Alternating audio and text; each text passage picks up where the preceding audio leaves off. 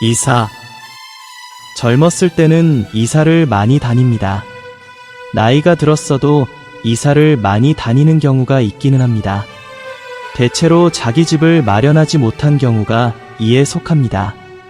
대한민국은 주택 보급률이 100%를 넘은 지가 꽤 오래됐습니다. 그런데도 자기 집을 소유하지 못한 사람들이 너무나도 많습니다. 특히 젊은이들이 집을 소유하는 것은 특별한 일이 되어버렸습니다. 그러다 보니 치솟는 임대료 때문에 자주 이사를 해야 합니다. 이런 상황은 한두 사람의 문제가 아닙니다. 사회 전반적인 현상이 되어버렸습니다. 이사하는 것은 여간 힘든 일이 아닙니다. 더구나 짐을 줄여서 작은 집으로 가는 것은 더욱 어렵습니다. 제가 젊었을 때는 살림살이가 많지 않던 시대라 독신이면 리어카로도 충분히 이삿짐을 나를 수가 있었습니다.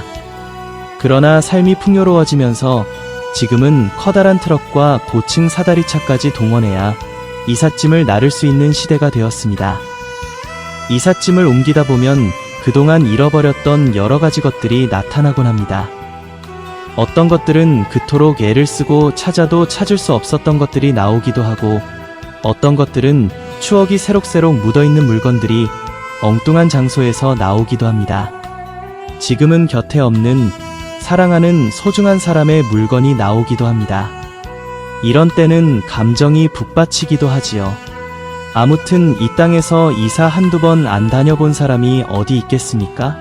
이사는 거처를 옮기는 것입니다. 우리 모두에게는 마지막으로 큰 이사를 준비해야 합니다. 머지않아 우리는 모두 하나님 나라로 이사를 해야 합니다. 그곳은 참 좋다고 합니다. 우리가 살 집을 위해 세를 낼 필요도 없습니다. 예수님이 친히 우리가 살 집을 예비해 놓으시겠다고 말씀하셨습니다. 단지 몸만 가면 되는 것입니다. 그리고 전기세를 낼 필요도 없습니다.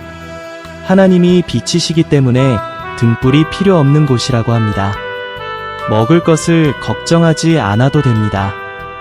사철 다른 과실이 풍성한 생명나무가 우리 앞에 펼쳐질 것이기 때문입니다.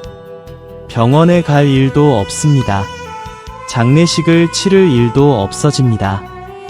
우리가 살아가면서 필요한 모든 것들이 구비된 곳이 바로 하나님 나라입니다.